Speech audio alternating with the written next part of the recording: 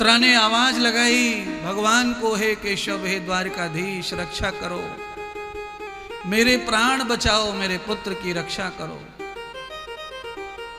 भगवान कृष्ण तो अभी मौजूद थे हस्तिनापुर में, दौड़कर पहुंच गए उत्तरा के कमरे में और गर्भ में प्रवेश हो गए। जिस भगवान ने कभी गर्भ में प्रवेश नहीं किया, इतनी बार अवतार ले लिया, पर कभी मां के गर्भ में जो नहीं गए, आज भक्त की रक्षा करने के लिए उसके गर्भ में प्रवेश हो गए महाराज, और अपने सुदर्शन चक्र से ब्रह्म अस्त्र को वापस कर दिया, पूर्णतः गर्भ सुरक्षित कर दिया और अच्छी तरह से गर्भ का आदान हुआ। द्वारकाधीश हस्तिनापुर छोड़ करके द्वारका चले गए। पीछे से उत्तरा को पुत्र का जन्म हुआ। उत्तरा के जन्म के बाद ही धृतराष्ट्र को, गांधारी को लेने विदुर आए। विदुर और गांधारी को लेके चले गए बद्रीनाथ। कहते हैं जंगल में अचानक आग लगने के कारण ये तीनों प्राणी समाप्त हो गए। उसके बाद नारद जी ने कहा मैत्रेय ऋषि से, अरे मैत्रेय गार्गी, पांडवों को संदेश लेकर मैं गया। ये अपवीति कथा नारद सुना रहे हैं। पांडवों को लेकर मैं गया पांडवों के घर, फिर मैंने उपदेश दिया पांडवों को और कहा कि जिस प्रकार से धृतराष्ट्र और गांधारी मोह माया में पड़े पड़े नाश कर लिए, इसी तरह अब पांडवों तुम्हारा मोह माया भी बढ़ता जा रहा है। अब तुम्हारा नाश होगा।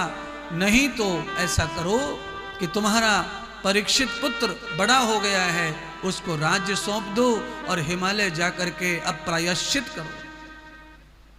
मैं सबको बताना चाहता हूं, जितने बुजुर्ग हैं, 51 वर्ष के बाद की जो आयु है वो प्रायश्चित के लिए है, मौज मस्ती के लिए नहीं है। 51 वर्ष में भी तुम्हें अपने आप को जवानी लगती हो कि जवान है अभी तो 60 साल पे सुधर जाओ।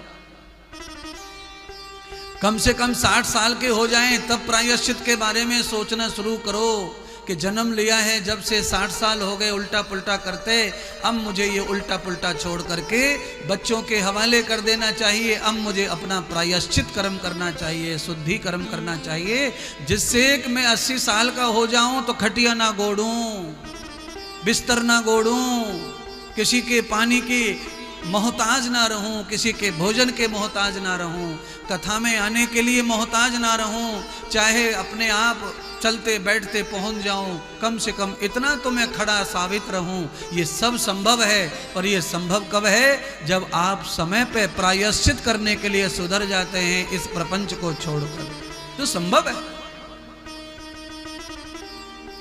1000 साल तक कोई महात्मा संत ऋषि मुनि राजा महाराजा जीवित रह सकते हैं। प्रायश्चित कर्म करने के लिए बुढ़ापा है। आदमी बुढ़ापे में जितेंद्रिय हो जाए, इंद्रियों को मन में बस में कर ले, चित्त को बस में कर ले और परम ज्ञान गुरु का लेकर के प्रायश्चित कर्म करे, ध्यान करे, भजन करे, ध्यान करे, भजन करे, सब कर्मों का प्रायश्चित कर दे, सारे पाप कर्मों का प्रायश्चित कर दे, तो बुढ़ापा कुशल गुजरता है, बुढ़ापा सजा हुआ गुजरता है, बुढ़ापा खिला हुआ गुजरता है, बुढ़ापा बैरी नहीं बनता, बुढ़ापा दुश्मन नहीं बनता, बुढ़ापा मजबूरी नहीं बनता, अगर कोई प्रायश्चित कर्म कर लेता है तो।